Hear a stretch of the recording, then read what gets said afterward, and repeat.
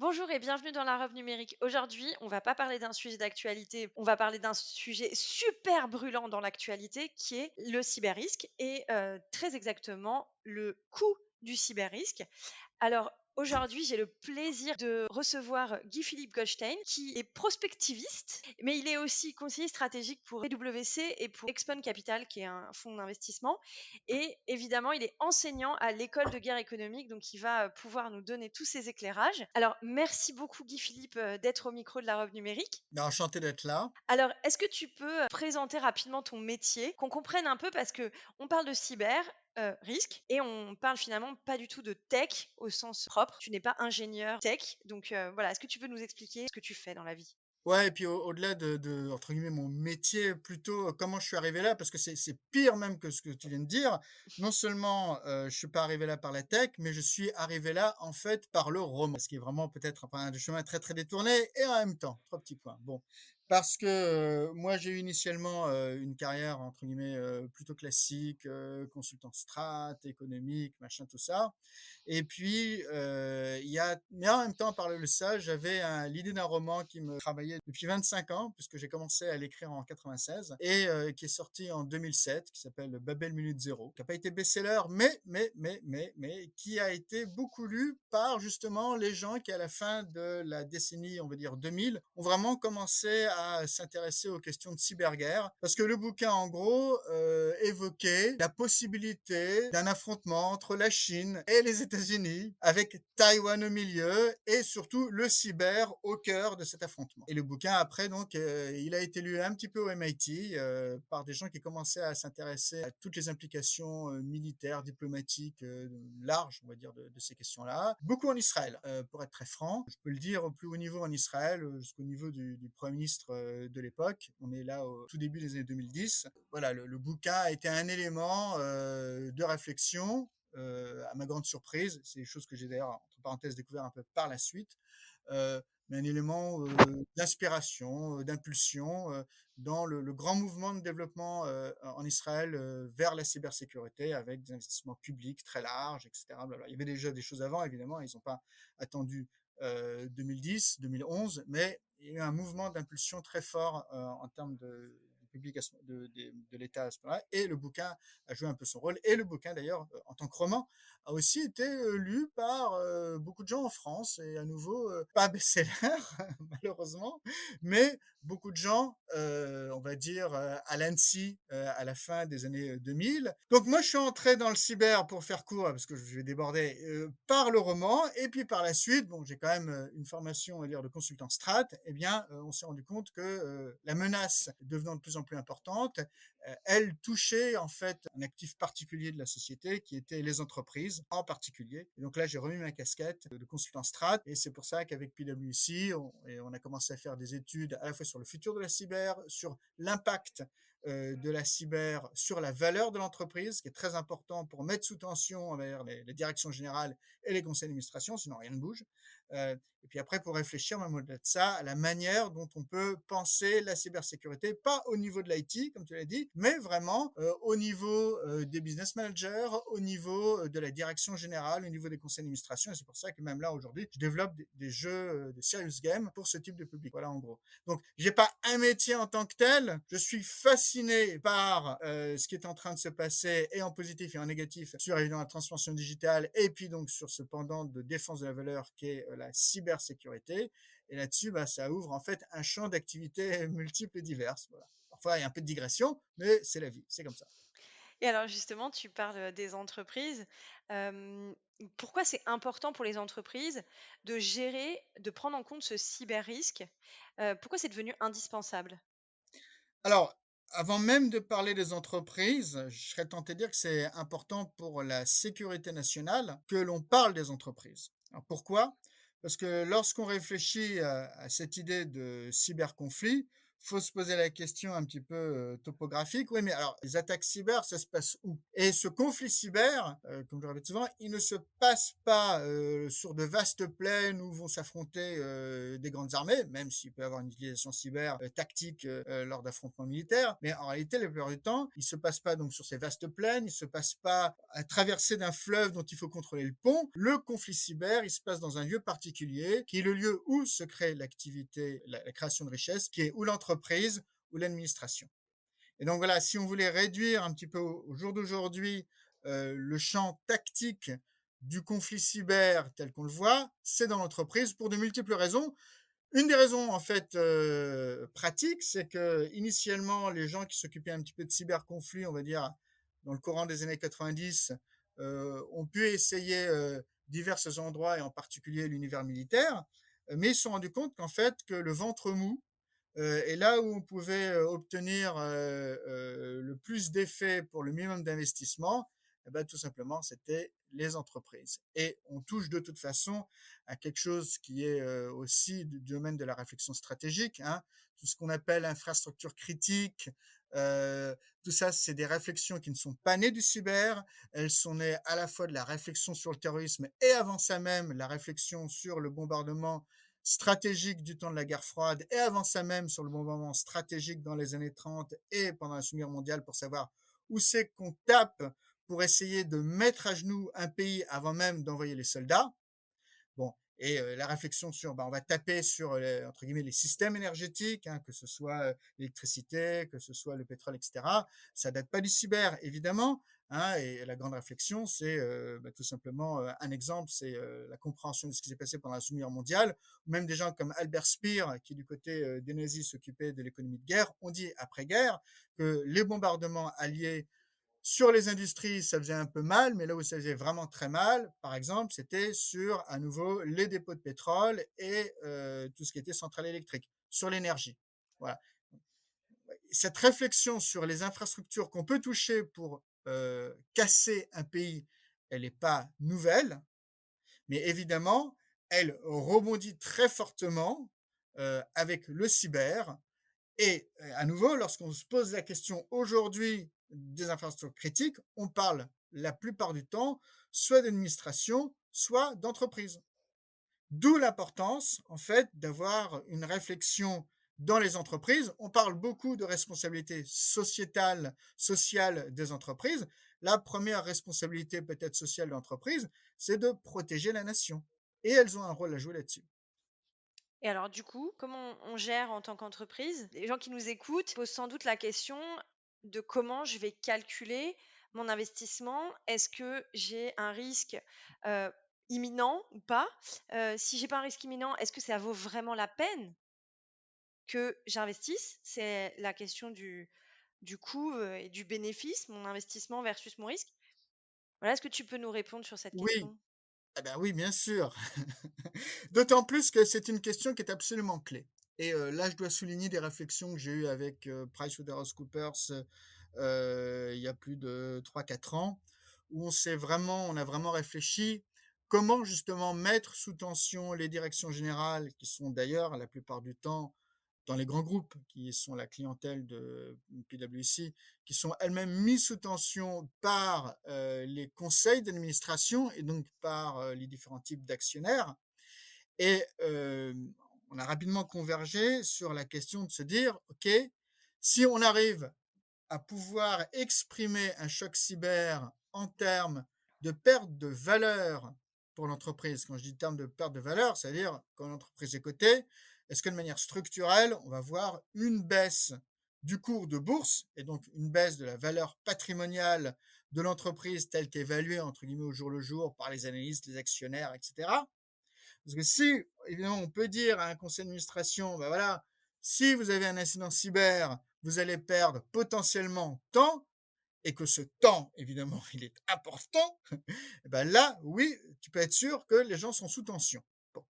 Et donc, ce qu'on a fait avec PwC, c'est à 2 reprises. Première fois, on a fait une première petite étude en 2018 sur une trentaine de cas entre 2008 et 2017. Bon, et puis on a fait une deuxième étude qu'on a commencé à sortir l'année dernière, qu'on va continuer à sortir cette année de façon un peu plus large, en, sur 130 entreprises entre 2000, 127 pour être précis, entre 2008 et 2007 et 2020. Et qu'est-ce qu'on a vu? On a vu que, en gros, dans plus de 60% des cas, quand je comparais l'entreprise avant, après, et que je la regardais, je comparais l'entreprise, je voyais le choc sur le long terme, entre guillemets, en tout cas sur 12 mois, on voyait effectivement qu'il y avait un choc potentiellement important. En moyenne, on allait perdre de mémoire autour de 40% des cas. On a sur la première étude, on avait une baisse d'environ 20% du cours de bourse sur 12 mois. Et puis dans 23% des cas, on avait une baisse équivalente dans le premier mois, lors de l'annonce 2, et puis ça rebondissait. Il y avait ce qu'on appelle la résilience. La résilience vient du latin resiliare, rebondir, et donc on voyait bien ce rebond.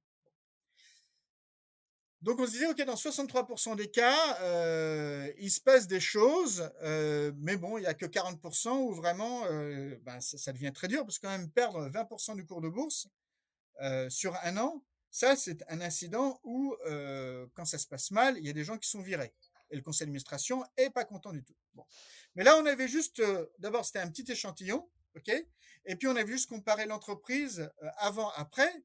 Bon, c'est intéressant, mais ce qui est intéressant, c'est plutôt comparer l'entreprise par rapport à l'évolution, on va dire, des grands indices, le Dow Jones, le New York Stock Exchange, etc., blablabla.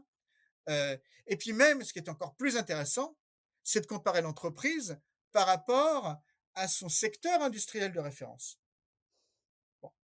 Donc, c'est ce qu'on a fait, en nouveau sur comment dire, un groupe beaucoup plus large, sur 130 entreprises. Okay. Et là, on a vu un choc qui en fait était plus fort. Donc, pour être très précis, on a vu cette fois qu'on était passé à 68% des entreprises qui étaient impactées, c'est-à-dire que dans les 4 premières semaines après l'incident, il y avait à minima une baisse du cours de bourse de 5 à 10%, ok, et que dans 58% des cas, quand je regardais ce qui se passait sur, on dirait, la moyenne durée, en tout cas sur 12 mois, et bien dans 58% des cas, on avait une baisse du cours de bourse par rapport justement au secteur de référence de 22% en moyenne. C'est beaucoup. C'est beaucoup. Donc, c'est beaucoup. D'ailleurs, entre parenthèses, alors là, on a eu des points un petit peu directionnels parce que on n'avait pas l'échantillon statistique suffisant, mais on s'est rendu compte que, par exemple, des entreprises qui avaient été frappées par les incidents, par un choc cyber juste avant la crise Covid, prenaient le bouillon encore plus durement avec la crise Covid. Lorsqu'il y a eu le premier mouvement de la crise Covid, à partir de à partir d'avril 2020, et qu'on a vu tout d'un coup un effondrement. Et on s'est rendu compte aussi de l'importance, à nouveau, de cette comparaison, non pas de l'entreprise avec elle-même, mais de l'entreprise avec son secteur de référence. Et là-dessus, je donne un exemple qui est très significatif. C'est ce qui s'est passé avec l'entreprise Equifax. Donc Equifax, très grande entreprise de gestion de la donnée, qui a été victime aux États-Unis, qui travaille pour beaucoup des grands groupes bancaires américains, et qui a été victime d'un incident cyber en septembre 2017. Ok. Donc il y a l'incident cyber et donc le choc. Et donc au bout de quelques semaines, Equifax va perdre jusqu'à moins 35%. Mais Equifax après va rebondir. Ok. Et 12 mois plus tard, lorsque je compare la position d'Equifax avec celle d'Equifax à la fin août, juste avant le choc, ben on est arrivé à peu près à 5% du cours de bourse avant le choc. Donc on peut se dire, ils ont retrouvé. Donc ça, c'est quand je compare l'entreprise par rapport à elle-même juste avant le cours de bourse. Mais si je compare Equifax par rapport au Dow Jones, donc l'indice général des entreprises, pendant la même période, on voit apparaître une différence de 15% entre l'évolution de Equifax et l'évolution de Dow Jones sur la même période. Et un 15% que Equifax n'arrive plus à résorber. Donc là, il y a une forme de perte structurelle de 15%. Et alors encore mieux, lorsque je compare Equifax avec des entreprises du même secteur, des financières américaines, là, l'écart structurel n'est pas de 15%, il est de 30%. Donc ça, c'est très important parce que beaucoup de ces grands groupes aujourd'hui appartiennent à des fonds. Et les fonds, ils font leur arbitrage. Bon. Et si on voit qu'il y a une entreprise qui s'est mal débrouillée et qui risque d'avoir une différence de performance de 15 à 20 à 30%, ben, il va s'en séparer. Bon. Et qu'est-ce que j'ai dit? De manière générale, j'ai pris l'exemple de Quifax, mais de manière générale, on a constaté dans 58% des cas un écart structurel de moins 22% par rapport aux entreprises, au secteur industriel de référence de l'entreprise qui a été touchée. Donc voilà, donc c'est quand même très significatif. Ça, c'est pour les entreprises cotées. Et on a fait aussi des études pour les entreprises non cotées. Parce que c'est l'autre question. Je n'ai pas coté comment bon. Et bien ça, c'est les choses que j'ai faites avec BC, qui est un courtier d'assurance. Qu'on a reçu dans le podcast. Ah, voilà, bah, très bien. Vous avez de très bons amis. Et donc avec une étude qui est parue d'ailleurs dans les Échos au début de l'année dernière. Et on a montré alors sur un échantillon assez petit, mais bon, représentatif, il nous semble, d'une trentaine d'entreprises, que en gros, il y avait une augmentation moyenne de risque de défaillance, risque de recours à une procédure collective, d'environ 50%. Alors, 50%, dans une entreprise en moyenne qui, on va dire, un niveau de risque moyen bon, ok, c'est pas la fin du monde, mais ça veut dire quand même que de façon relativement significative, on passe un peu l'autre côté de la barrière. Et si en moyenne on était dans un niveau de risque moyen bon, bah là on passe dans un niveau de risque moyen mauvais. C'est pas la fin du monde, c'est pas la fin des haricots, mais c'est pas bon quand même. Bon. Et là aussi, ce qui est intéressant, un point de comparaison avec ce qu'on a vu sur les aspects des entreprises cotées, c'est que le choc, entre guillemets, il n'arrive pas tout de suite. Le choc va prendre en gros autour de 3 mois pour vraiment se cristalliser dans ce qu'on a vu sur ce risque de recours à une procédure collective, ce risque de défaillance, hein, que ce soit redressement, que ce soit dépôt de bilan, etc. Ça prend quand même 3 mois pour y arriver. Et là, on peut imaginer en fait tous les chocs du style, tout simplement perte de réputation, problème de clientèle, euh, le fait que ce qui se passe et ce qui ne colle plus, en fait, c'est vraiment ta relation à tes clients. C'est un Et défaut de ça, confiance. c'est la confiance, effectivement, auprès des clients principalement qui est en mise en cause. Et aussi un peu l'aspect de confiance interne, hein, parce qu'on Mm. voit aussi des problèmes de rapport humain, mais c'est quand même essentiellement ça. Bon. C'est aussi ce qu'on a vu dans le choc pour les entreprises cotées. Bon, donc, qu'est-ce qui se passe de manière générale? Oui, évidemment, il y a des ensembles d'éléments de remédiation technique, évidemment, qu'il faut tout de suite mettre en place dès qu'on a ce choc-là, mais il faut penser absolument à la communication auprès de tes clients, c'est la chose la plus importante. Et puis, il faut d'ailleurs aussi un peu penser à la communication quand tu as un groupe, une ETI ou un grand groupe aussi, à la communication auprès de tes employés, parce que tu peux aussi avoir des effets de perte de confiance interne, de stress trop fort, etc. Bon, voilà. Et tous ces éléments-là qui sont mis en jeu. Donc, tout ça pour dire quoi? Tout ça pour dire que oui, ce choc-là, s'il n'est pas maîtrisé, il peut avoir un impact sur la valeur de l'entreprise, que l'on soit une PME, un patron de PME, si on perd 10 à 20% de la valeur d'entreprise, c'est important, c'est grave. OK. Et donc ça, c'est un premier point pour réfléchir à: «OK, par rapport à ça, combien je dois investir?» Pourquoi j'ai 10? Parce que j'ai évoqué pour les entreprises non cotées le fait qu'il y a une augmentation de 50 potentielle du risque de défaillance. Alors avec certains calculs financiers, le 50 se transforme en autour, un peu moins de 10 de la valeur de l'entreprise qui est mise en risque. Donc voilà, ça donne un étiage, en tout cas, ça donne un ordre de magnitude de qu'est-ce qui peut être perdu. OK? 10 à 20 de la valeur de la boîte, selon la taille, puis aussi le secteur, et cetera. C'est important. Et donc, par rapport à ça, ça te donne une idée de ben, combien je dois investir. Tu vas dire, OK, si je fais les choses bien, on va idéalement réduire le risque de moitié. Partons déjà sur ce principe-là. Donc, je vais pouvoir sauver, allez, 5 à 10 de la valeur de ma boîte. OK? Donc ça, c'est ce que je peux gagner, 5 à 10 de la valeur de la boîte.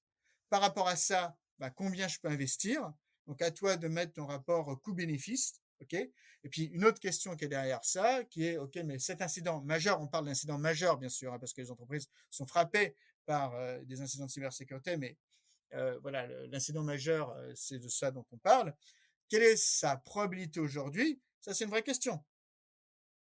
Et il est clair que le risque a beaucoup shifté au cours des 5 dernières années. Certaines enquêtes très récentes avec l'explosion qui a eu lieu non seulement dans la première année du Covid, mais dans la deuxième année du Covid, hein, l'année 2021, évoquent des chiffres du style, alors pour les grands groupes, 37% des grands groupes auraient été exposés à des attaques de type rançongiciel de manière significative. Ça ne veut pas dire qu'elles ont gagné, qu'elles ont réussi, mais voilà. Donc ça donne un étiage. Quand aujourd'hui, il y a, par exemple, la European Confederation of Institute of Internal Auditors, ICIIA, ce qui regroupe tous les auditeurs internes, donc y compris l'IFACI en France, l'Institut français des auditeurs des contrôles internes, qui disent le risque cyber, c'est le premier risque de l'entreprise. Quand Allianz, dans son risque baromètre, dit aujourd'hui le risque cyber, c'est le premier risque de l'entreprise, ça donne une idée que très probablement le risque d'être impacté par un choc significatif cyber, c'est pas de une fois tous les 100 ans. OK? Et c'est peut-être pas une fois tous les 20 ans. Peut-être qu'on est dans un ordre de grandeur de risque, on est peut-être entre 0 et 10 par an. Peut-être un peu plus, peut-être un peu moins. C'est une question très ouverte, hein. Et d'ailleurs, peut-être une question d'ailleurs qui s'affine au fur et à mesure des éléments d'information, de renseignement qu'on peut avoir de ce qui se passe dans chaque verticale. Mais voilà, ça pose les bases. Donc après, à chacun des auditeurs de faire le calcul, hein, et puis je peux toujours aider, mais ça montre bien quand même qu'on est là face à un risque qui est très significatif et par lequel il faut un investissement qui est aussi significatif. Alors du coup, la question, de l'entrepreneur que je suis, c'est: est-ce que si je gère bien ma crise, je peux en tirer un bénéfice? Oui, mais on est encore un petit peu au tout début de ça. Il y a un point qui est fondamental, d'ailleurs qui est exprimé, on va dire, d'une certaine façon dans les politiques publiques sur le cyber de certains des pays qui sont le plus en avance, comme par exemple Israël. Heu, à savoir l'idée, c'est que, aujourd'hui, encore plus demain, comme on est entièrement dans cet univers de transformation numérique où la plupart de nos activités passent, par le numérique, y compris d'ailleurs les interviews, la preuve. Heu, il y a ce point que, la qualité, de tes produits, la qualité de tes services, de plus en plus, elle va passer par une forme de qualité numérique. Or, la grande différence aujourd'hui entre ce qu'on a appelé la qualité, on va dire industrielle, par le passé, hein, Deutsche Qualität, Swiss Made, hein, si on met des labels nationaux derrière ça, et puis ce que l'on voit dans le numérique, c'est que dans le numérique, en gros, on va pas attendre qu'il y ait un incident de la nature, un phénomène du «hasard» entre guillemets, qui va, tester la qualité du montage de tes pièces dans des systèmes mécaniques. Non, comme on est dans le numérique et qu'on est dans des réseaux qui sont relativement ouverts, eh bien, la qualité de ce que tu as fait, elle va être testée, entre guillemets, non pas par un incident de la nature, le hasard de la nature, mais peut-être par le geste d'une intelligence malicieuse qui va essayer de te faire mal, soit pour gagner de l'argent, soit pour d'autres objectifs, dont on pourra parler d'ailleurs par la suite. Bon. Euh, et donc, ce qu'on a appelé la qualité, au XXIe siècle, je vais faire de très grandes généralités, ça risque très fortement d'être la qualité en cybersécurité. Parce que si tu es bon en cybersécurité, c'est-à-dire que tu as bien protégé tes réseaux et tu as bien protégé d'ailleurs aussi ton code, qui est testé constamment, entre guillemets, non pas par la nature, mais toujours par une intelligence humaine malicieuse. Et donc voilà, et les entreprises qui seront fortes en cyber auront des produits qui seront perçus comme de très bonne qualité. Entre parenthèses, c'est ce que l'on voit déjà dans la bataille sur le cloud. Non seulement on va parler de la qualité fonctionnelle, mais de plus en plus, quand tu écoutes le discours commercial, on parle de la qualité cyber. Bon, ça, c'est sur le cloud.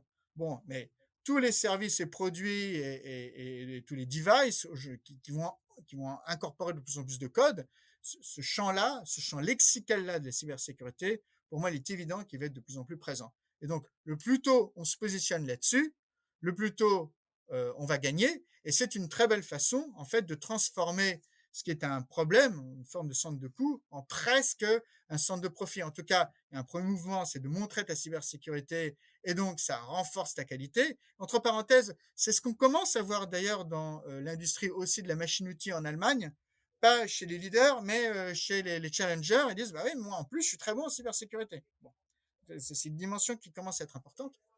Euh, et puis même après, au-delà, mais là je fais un peu plus de prospective, mais pour les premiers qui seront capables de voir les menaces, demain, dans des réseaux d'information et d'échange d'informations, seront aussi les premiers à pouvoir revendre l'information ou distribuer l'information. Et ça risque aussi d'être, pourquoi pas, on peut l'imaginer, un élément de revenu complémentaire par la suite. Voilà.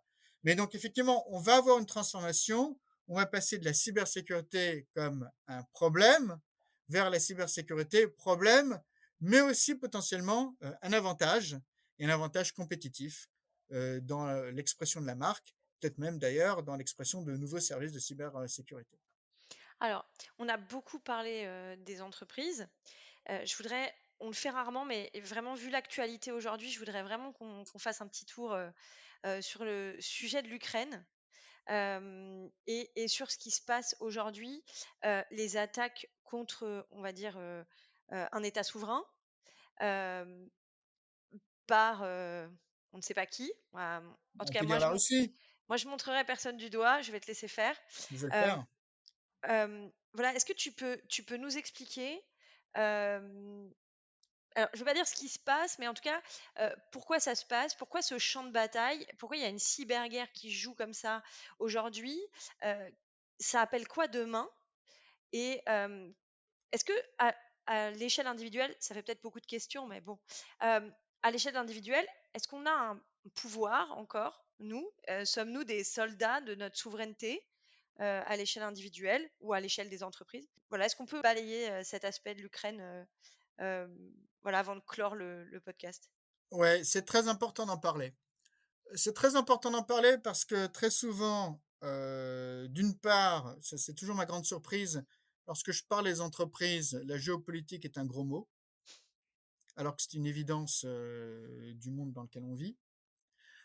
C'est encore d'ailleurs une manière pour les entreprises de ne pas voir un risque, parce que c'est pas beau, oui, mais c'est la réalité des choses. Bon, et ouais. Et comme je le disais, cyberconflit s'il y a lieu, il va se passer en grande partie dans les entreprises qui restent le ventre mou, qui peuvent être attaquées, où on peut casser des infrastructures critiques. Et même au-delà, parce que parfois on ne sait pas exactement ce que c'est une infrastructure critique, hein. Je donne un petit exemple justement d'une cyberattaque qui vient d'un État-nation. Lorsque la Corée du Nord a attaqué Sony Pictures Entertainment, qui est un studio de cinéma, c'est pas un endroit où on diffuse des films, c'est juste, on va dire, un toit en dessous duquel on va avoir des auteurs, des stars, des producteurs qui vont s'engueuler jusqu'à ce qu'on arrive à mettre en place un contrat. Et puis après, ils vont continuer à s'engueuler gentiment avec le sourire jusqu'au moment où il y aura un film qui sortira. Et puis après, peut-être qu'ils pourront encore s'engueuler sur les droits. C'est ça. Bon, voilà. Donc, il n'y a rien de technique, hein, fondamentalement, dans un studio de cinéma. Bon. Sauf que, sauf que, eh ben, ça a été hacké.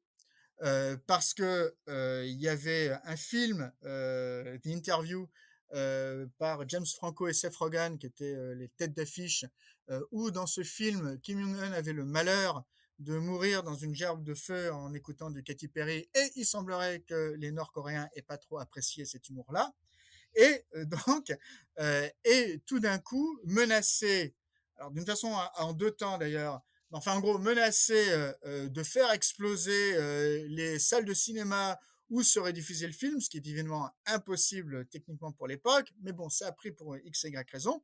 Et résultat, le commandeur en chef à l'époque, le président Obama, a été obligé d'aller devant les écrans de télévision pour dire il faut défendre ce film. Pourquoi? Parce qu'en réalité, on s'est rendu compte tout d'un coup qu'il y avait un élément fondamental et constitutif de la démocratie américaine, à savoir la liberté d'expression, qui était remise en cause par cette cyberattaque. Et si ça marchait une fois, ben, on pouvait faire des chantages tout le temps. Bon, voilà. Jamais personne n'aurait imaginé qu'un studio de cinéma soit de facto une Mais il est infrastructure aussi critique conseiller stratégique sur un pour actif un petit peu intangible, en fait, de la démocratie américaine, qui est la liberté d'expression. Bon, je referme la parenthèse, tout ça pour dire que parfois c'est même compliqué de savoir ce qu'est vraiment une infrastructure dite critique. Bon. Mais donc, les choses se passent dans les entreprises. Et on a vu par le passé que, d'une part, les Russes, d'une manière très intelligente, il faut le dire, utilisent pour déstabiliser leur adversaire une palette large d'outils, ce qu'on appelle à tort, à raison, je ne sais pas trop, la guerre hybride, parce que finalement c'est quelque chose qui est pas si original que ça et tout le monde l'a fait dans les grands conflits, hein, l'action psychologique, voilà. Bon. Mais il y a cet élément-là et les Russes ont été parmi les premiers, on va dire, innovateurs sur cette guerre hybride en utilisant le cyber. Ils l'ont fait en 2007. Alors, faire attention aussi lorsqu'on utilise le terme de cyberguerre. Hein.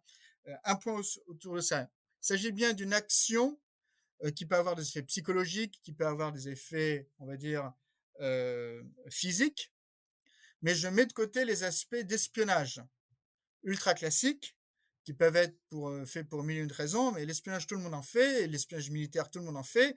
Et qui dit espionnage ne veut pas dire forcément de passer à l'action, c'est-à-dire avoir un effet psychologique ou avoir un effet physique. Bon. Donc là, on va parler de cyberconflit, on va pas parler de cyberespionnage, on va vraiment parler d'une exploitation avec la recherche d'un effet réel, qui n'est pas juste de une déstabilisation, qui n'est pas déstabilisation. juste, en tout cas, de la collecte d'informations, que ce soit l'information civile ou militaire. Bon. Et donc les Russes, eh ben, ils ont tenté ça et en 2007 avec l'espèce de web guérilla contre certains sites en Estonie, en particulier contre la plus grande banque estonienne de l'époque. Ça n'a pas duré très longtemps, mais il y a eu quelque chose qui s'est passé. Surtout, ils ont tenté ça et réussi face à la Géorgie en 2008.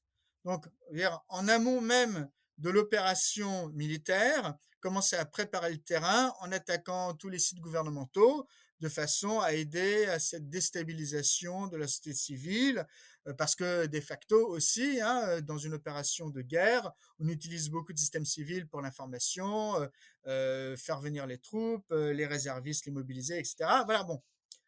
Euh, Bon, bah ça, c'est toujours utile de déstabiliser les sites des ministères, les sites des journaux, pourquoi pas les banques, etc., de déstabiliser la société civile qui est comme le support logistique de l'armée. Et donc, les Russes l'ont fait en 2008 dans un contexte d'une vraie offensive. Ils l'ont fait évidemment aussi un petit peu lors de la Crimée en 2014 et ils l'ont fait donc dans la foulée de ça en Ukraine à plusieurs reprises, que ce soit lors des élections de 2014 lorsqu'ils ont essayé de truquer les résultats qui venaient du ministère de l'Intérieur, lorsque ce soit lors des attaques en 2015 et en 2016 contre la distribution de l'électricité et dans l'Ukraine de l'Ouest et à partir de Kiev, avec d'ailleurs des échecs, hein, entre parenthèses, ça ne marche pas tout le temps. Et ou alors en 2017, et c'est l'exemple sur lequel on peut se cristalliser, de NotPetya, où là, bon, c'est parti en plus d'une attaque dite supply chain parce que c'était un logiciel qui était fourni par la Chambre de commerce d'Ukraine nécessaire pour tout ce qui est enregistrement de certaines informations économiques commerciales par une grande partie des entreprises ukrainiennes. Bah, ce logiciel-là qui avait été entre guillemets vicié de l'intérieur par l'attaque russe. Et donc, une très large partie du tissu économique russe qui a été confronté à ce qui semblait être un rançongiciel, mais qui en fait était un wiper. Savoir, vous aviez beau payer la rançon du rançongiciel, en fait, toutes les données avaient été détruites. Et l'idée était bien de casser une partie du tissu économique ukrainien avec, je crois, le système ferroviaire qui a été touché, des banques, des, des entreprises de toute taille, etc., qui ont été frappées par cette attaque-là. Bon. Et derrière ça, d'ailleurs, et ça aussi c'est intéressant à souligner, via des filiales ukrainiennes, de grandes entreprises du monde occidental qui ont été victimes de cette attaque-là. En France, Saint-Gobain, Auchan, BNP, la filiale Real Estate, je crois, et de manière générale, de grandes entreprises comme Merck, l'entreprise de pharmaceutique, FedEx, Maersk, le géant danois de tout ce qui est transport container maritime, avec des montants qui ont pu être évalués pour l'époque entre 200, 300 jusqu'à 800 millions de dollars de pertes. Bon. Et de manière globale, une première estimation qui a été faite par la Maison-Blanche à l'époque de ce choc, autour de 10 milliards de dollars. 10 milliards de dollars, c'est relativement significatif. C'est, par exemple, le coût d'un ouragan de bon niveau, pas le plus gros, mais de bon niveau, on va dire, aux États-Unis, lorsque ça frappe la Floride ou je ne sais quel endroit du sud des États-Unis. Bon, voilà. Donc, ça pour poser un petit peu les choses. Et pourquoi on en parle aujourd'hui? Parce qu'on voit les signes avant-coureurs de même type de tactique. À la fois d'effacement de sites web comme Géorgie 2008 avec ce qui s'est passé là, il y a 2-3 jours contre l'Ukraine, avec des sites gouvernementaux ukrainiens qui tout d'un coup ont été victimes d'une forme de défacement avec en plus un jargon polonais pour mettre ça sur le dos des Polonais parce qu'entre les Polonais et les Ukrainiens, il y a une forme de bisbille, etc. Mais bien vu que c'était tout ça de la manipulation. Et derrière, ce qu'a rajouté Microsoft MSTIC, tout ce qui était Threat Intelligence de Microsoft juste avant le week-end. Derrière, en fait, une opération qu'ils ont nommée Whispergate, qui ressemble à nouveau comme NotPetya à un rançongiciel où en fait on est là pour casser les données. Et ce que je dois dire, c'est que je ne serais absolument pas surpris si, évidemment, lorsque les opérations avant, pendant, après se déroulent, s'il y a une attaque de l'Ukraine par la Russie, ben, qu'il y ait ce type d'attaque-là, alors grandeur déployée de manière plus large. Et malheureusement, je ne serais pas non plus surpris, en tout cas il faut s'y attendre, que ce soit voulu ou pas voulu, que ça déborde de l'Ukraine via les filiales sur des grandes entreprises en Europe de l'Ouest et peut-être même aux États-Unis. À mon sens, il y a aujourd'hui un fort, c'est pas moi qui le dis, mais c'est on va dire beaucoup d'analyses de think tankers qui, en raison de la manière dont s'est structurée la menace russe militaire autour de l'Ukraine au cours des dernières semaines, et puis aussi des échanges diplomatiques et des demandes, il y a quand même une très forte probabilité qu'il y ait une opération militaire russe de grande ampleur contre l'Ukraine. Et il faut s'attendre, et on voit déjà depuis 4-5 jours les premiers signes d'eux, il faut s'attendre à côté de ça à une opération cyber. Et donc toutes les entreprises qui ont des filiales, qui font du commerce avec l'Ukraine, à minima, doivent se préparer, doivent faire leur checklist, parce qu'il y a le risque d'une tempête qui nous arrive. Alors, il ne faut pas avoir peur, il ne faut pas paniquer. Voilà, c'est un exercice grandeur nature. Et tout ce qu'on a déjà préparé sur le cyber, hein, parce que le risque cyber, maintenant, ça fait quand même 4-5 ans qu'on commence à en entendre parler. Donc, les grandes organisations, évidemment, qui parlent à leur gouvernance, et puis même les ETI qui travaillent avec les grandes organisations, et puis certaines PME qui travaillent avec les ETI, qui travaillent avec les grands groupes. Tout le monde, évidemment, aujourd'hui, ne découvre plus le risque cyber, bon, et ben là, on va avoir un exercice grandeur nature, hein, un petit peu comme la crise Covid, peut-être. En tout cas, il faut s'y préparer. Et il faut s'y préparer parce que d'une certaine façon, les entreprises pourraient être testées. Et d'une autre façon, je serais tenté de dire, les adversaires de l'Union européenne pourraient aussi nous tester de cette façon-là. Et donc à nouveau, c'est la responsabilité de l'entreprise, par rapport à ses actionnaires, par rapport à toutes ses parties prenantes, mais aussi par rapport à l'État, par rapport à la sécurité nationale, eh bien, de commencer à réfléchir aujourd'hui, de se mettre un petit peu dans un état en condition de préparation un peu plus avancé par rapport à une menace qui, pour moi en tout cas, n'est pas nulle par rapport à ce qui se pourrait se passer via l'Ukraine. Voilà, c'est un petit peu le message, à mon sens, qu'il faut faire porter. Heu, S'il se passe des choses importantes, on peut imaginer que les grands États européens vont réagir, mais avant ça, il faut se mettre un peu en condition de résilience. Parce qu'il n'est pas impossible que ça déborde de l'Ukraine. Voilà. De résilience ou de Le combat? combat, c'est pas du domaine de l'entreprise. Le combat, Non, alors, je au parle au niveau niveau des des États, États, là. très bon papier Bernard Barbier, qui est l'ancien directeur technique de GSE et de Jean-Louis Gergorin dans Le Monde, il y a ça quelques jours, pour dire ben, peut-être qu'il faut faire comme les Américains, en fait, ont commencé à faire depuis quelque temps, et en particulier depuis l'arrivée au Cybercommand américain de général. Du coup, en 2 mots, est-ce que tu penses que les États doivent contre-attaquer?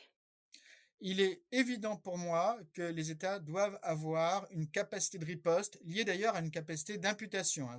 Alors, d'après l'ancien chef d'état-major, général Lecointre, on l'a désormais en France, donc ça c'est bien. Donc on doit être capable aujourd'hui de riposter. Et riposter, entre parenthèses, ça peut être riposter cyber, ça peut être riposter sur d'autres domaines. Voilà. Alors, on arrive à la fin du podcast. C'était passionnant, merci beaucoup. Est-ce que, tu peux nous dire à quoi tu as envie de dire non aujourd'hui? Alors, à quoi j'ai envie de dire non aujourd'hui? Aujourd'hui, alors je vais rester tactique stratégique, hein. J'ai envie de dire non à tout ce qui est réflexion lean Maginot, puisqu'on parle de cyber, ok? Et il y a un réflexe malheureux en France, à savoir, il y a un problème, on va se mettre derrière lean Maginot. On le voit ça dans les politiques économiques, dans le développement des écosystèmes et peut-être même dans les questions de défense. Je dirais simplement la chose suivante, la ligne Maginot, c'est la mort, et en particulier dans le cyber, qui est un fonctionnement en réseau, si on n'est pas offensif, et ça veut dire aussi coopératif, eh ben, on n'existera pas. Point barre. Voilà. Et à quoi as-tu envie de dire oui? J'ai envie de dire oui aux autres, par, par, par contraposé, dire oui à la coopération avec les pays, les États, évidemment, qui partagent les mêmes valeurs que nous, et d'être dans des stratégies de coopération renforcées, parce que, mais évidemment, ça veut dire être capable de donner beaucoup aux autres, parce que plus on sera capable de donner beaucoup aux autres, plus on va être utile aux autres, et plus nous, la France, on va se retrouver au cœur du réseau. Et c'est ça la place qu'on devrait avoir pour même nous se protéger. Pas se barricader, mais au contraire, se retrouver au cœur du réseau et donc apporter beaucoup aux autres.